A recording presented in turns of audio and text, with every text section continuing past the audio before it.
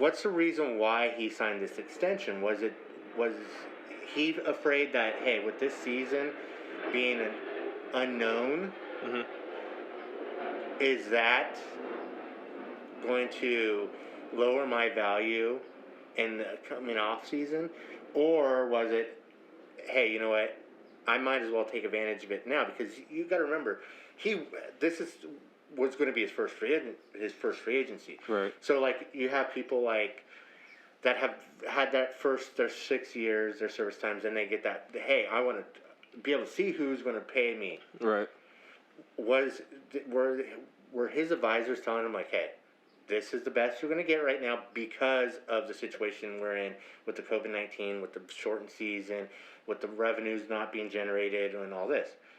So I'm kind of curious, like, if this was an alternative universe and it was a normal season, would he have signed? Or would he have tested it at the end of the year?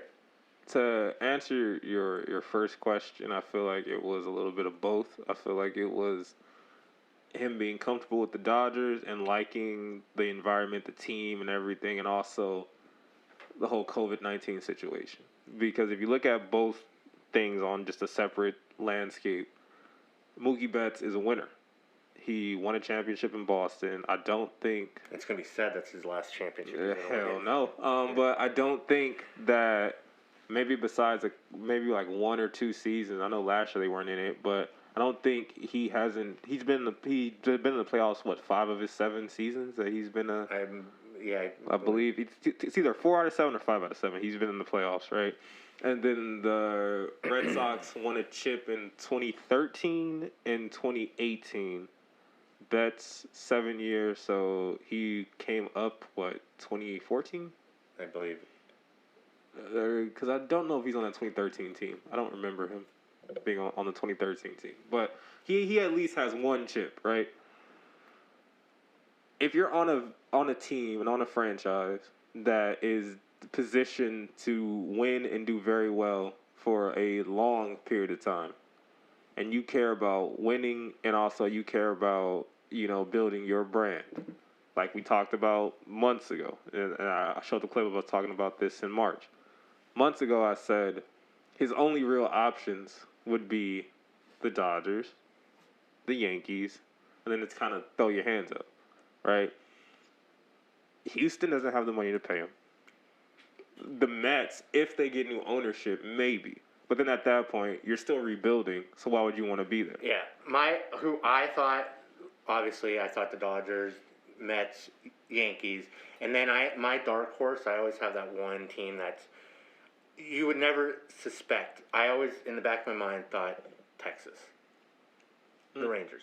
Yeah. Just because they have those moments where they're like, we're going to be super aggressive. Yeah, the A-Rod deal. Exactly, and I felt like, where they've been, and where they've kind of just been like coasting in the middle of the pack. Right. I had a feeling that they were going to go in with this deal. Yeah, and then always when it comes to like Texas, and I believe I don't know if Florida is the same way. Those states that don't have the state tax, it always makes it a little more appealing. But yeah, besides that, my dark horse was always Atlanta, because I was like, he's from Tennessee. It's about the closest you're gonna get to the South and everything. You're close to your home. That was my dark horse, and I was like, but with the shortened season, I was like, they're not gonna have enough money to pay him, especially what he got. There's no way, right? And then you got to think about them. I know they extended Acuna, but they still have Ozzie Albies. They have some good pitching. It's like the way that they're set up, they have a lot of people that they're going to have to extend at one point or let go, which I don't know. So just looking at it, I was like, his options are so limited. I don't see how, whatever, right? But it seems like when he got to the Dodgers, he liked the environment, liked the team. He understood. Mookie Betts he's been saying since in Boston, I want to build my brand. He understood where he was, and I feel like at that point his agents were like, look, if you're comfortable here, what they're talking to us about, these numbers, would pretty much be what you would get on the free agent market. However, since this COVID-19 thing is happening, there's no guarantee that you're going to get this. So you should probably just take it now. But like I said, the most telling thing is they are apparently talking about this since February. So since he got traded, they were kind of already having discussions about this extension. So either Mookie Betts is an amazing poker player because he was saying, even after getting traded, he was saying that, every time he got asked about free agency and things like that, he was like, I'm just focused on, this season and this moment. New team is what it is. He never, showed his hand of being like, oh, yeah, we're talking about whatever. And I think that's a credit to him because he didn't have to deal with the usual aspects of, players who go through this when it comes to, you remember Harper with the Nationals. Like, that whole season was just like, are you going to resign? Are you going to resign? Then there was rumors they offered him this. He turned it down and everything like that. You see it. He didn't have to go through that. He came, stayed under the radar. His agents talked to the Dodgers. Nothing leaked ever. And then as soon as we get to this week, this leaks, it gets done. Now we have a marriage. So I feel like this deal is amazing for the Dodgers. It's amazing for Mookie Betts. I don't really see a flaw to this deal. The biggest thing that's the most surprising thing is how they were able to negotiate that $65 million signing bonus because that was literally he still gets his prorated salary for this year. Well, it offsets the first couple of years where it's at $17 million and all that. So that's why they gave him that bigger chunk. That's what I was reading. That it offsets. Hey, yeah, we're paying you less up front, but here's a signing bonus that's going to help you out right now.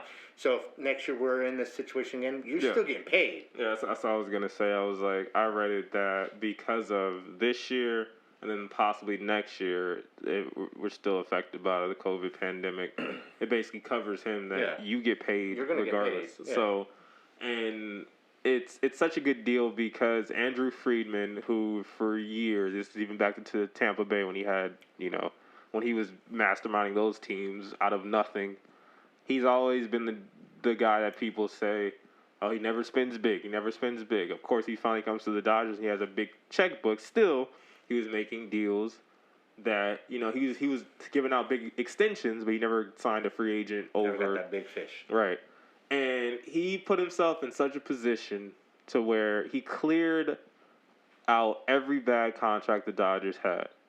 He cleared out enough cap room and financial flexibility for years. And at the same time, rebuilding the farm system. He did the one thing that people say is impossible to do, which is why all these teams, you see these lower level teams, they do the whole let's tank, right? Because they say there's no way that we can be competitive and rebuild. Freidman just proved that you can. Because he literally built the farm system back up, used the prospects who are now the stars you see today, Bellinger, Seager, Will Smith, Walker Buehler. He offsetted them with bigger stars, re-signed Justin Turner, gave Kenley Jansen another contract, all these things, gave Kershaw an extension, made it fit, never made a bad deal in my opinion, never made anything, and even got out of the bad deals the Dodgers had, which was Matt Kemp, I guess if you call it a bad deal, which it wasn't at the time, but choosing not to re-sign Yasiel Puig and trading him, using those trades to leverage even better prospects, getting Yasmani Grandal when they traded for him, all these deals that he was able to make. And now, honestly, the only person who's under contract after 2021 is Mookie Betts, which they still have room now to add if they choose to, which I don't know who would come out around that time, but they can still add a big-name pitcher. I don't think they need to. They can still add another player. Or they can just extend Cody Bellinger, and then we just go on with now what they're calling them the Killer Bees. The Killer Bees for the next decade. So he deserves, I feel like, the most credit out of all of this stuff because he did something that literally, as a Dodger fan, we've never seen before, and we've had to deal with. We went through the Manny Ramirez period. We went through the Gary Sheffield contract, the Kevin Brown contract, freaking Sean Green. I love Sean Green. Freaking the Gary Sheffield trade, which landed us Brian Jordan. I still hate Brian Jordan. So now nice guy. Now, kind of a segue in a way, but still on the same topic.